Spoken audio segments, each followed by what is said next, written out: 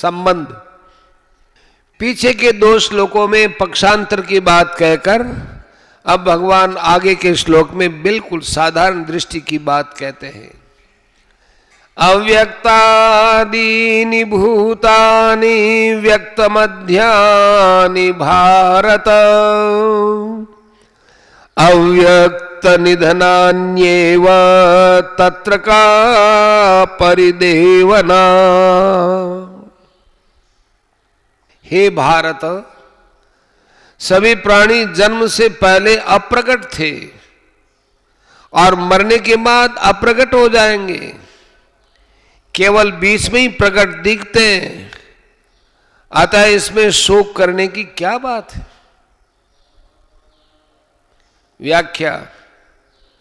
अव्यक्तादीनि भूतानि, देखने सुनने और समझने में आने वाले जितने भी प्राणी हैं वे सब के सब जन्म से पहले अप्रकट थे, अर्थात दिखते नहीं थे।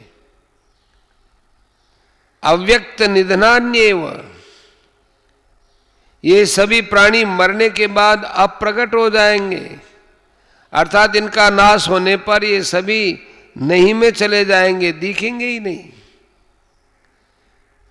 व्यक्त मध्यानि, ये सभी प्राणी बीच में ही अर्थात जन्म के बाद और मृत्यु के पहले प्रकट दिखते दिखते हैं।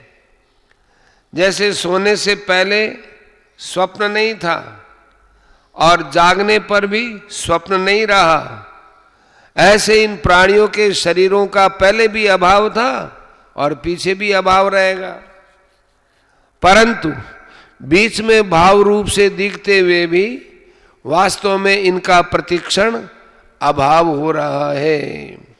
तत्र का परिदेवना, जो आदि और अंत में नहीं होता वो बीच में भी नहीं होता, ये तो अटल सिद्धांत है। सभी प्राणियों के शरीर पहले नहीं थे और पीछे नहीं रहेंगे, अतः वास्तव में वे बीच में भी नहीं है, परंतु ये शरीर ही पहले भी था और पीछे भी रहेगा, अतः बीच में भी रहेगा ही। निष्कर्ष ये निकलता है कि शरीरों का सदा अभाव है और शरीरी का कभी भी अभाव नहीं है, इसलिए इन दोनों के लिए शोक नहीं हो सकता। परिशिष्ट भाव, जो आदि और अंत में नहीं है उसका नहीं पना नित्य निरंतर है, तथा जो आदि और अंत में है उसका है पना नित्य निरंतर है।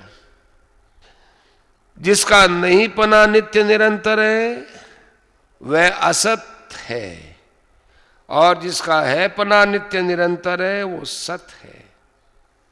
असत के साथ हमारा नित्य वियोग है और सत के साथ हमारा नित्य योग है।